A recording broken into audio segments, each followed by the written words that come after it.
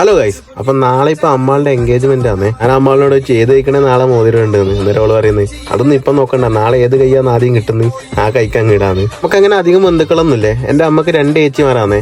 രണ്ടാളെ ഞാൻ ഇപ്പൊ കാണിച്ചു തരാട്ടാ. ഇതാണ് അമ്മേന്റെ മൂത്ത ചേച്ചി, ഈ കാണുന്ന രണ്ടാമത്തെ ചേച്ചി. ഇവര് തിരുവല്ലയാന്ന് കേട്ടാ. അവരും ഇപ്പൊ നാട്ടിലെത്തിയിട്ടുണ്ട്. വില്ലമ്മ എന്താ ചക്കേറ്റാന്ന് ആക്കുന്നുണ്ടാ. ഈ കാണുന്ന ലിസ്റ്റ് വേറൊന്നുമല്ല, നമ്മൾ വെടി പണിക്കാൻ പോകേണ്ട തിരക്കിലാന്ന് കേട്ടാ. നമ്മ പോകുന്നത് നീലേശ്വരത്തേക്കാന്നേ. നമ്മൾ 4 ആൾ കൂടിയിട്ടാ പോകുന്നത് കേട്ടാ. അവിടെ ഭയങ്കര ഓഫർ ഉണ്ട്, വിലക്കുറവുണ്ട് നല്ല മനസ്സിലാ പോകുന്നത്. എന്നാലും നമ്മൾ ഇവിടെ എത്തിയിട്ടുണ്ട്. എങ്ങനെയാണെന്നെല്ലാം നോക്കിയിട്ട് കേട്ടോ. നല്ല തിരക്കുണ്ട് കേട്ടാ. നമ്മൾ ലിസ്റ്റ് ചെയ്തത് വലിയ കാര്യമായി പോയിട്ടാ. അതുകൊണ്ട് നമുക്ക് വേഗം സാധനം കിട്ടിയേ. ഈ സാധനമാണ് മെയിൻ സാധനം. ഇതില്ലെങ്കിൽ എന്ത് വിഷു അല്ലേ. നിങ്ങൾ ഇങ്ങോട്ട് വരുന്നുണ്ടെങ്കിൽ ലിസ്റ്റ് ചെയ്ത് കൈ പിടിക്കാൻ മറക്കണ്ട കേട്ടാ. ഇതാണ് ഇവരെ ഓഫറും കാര്യമല്ലോ, നോക്കി വെച്ചോട്ടാ.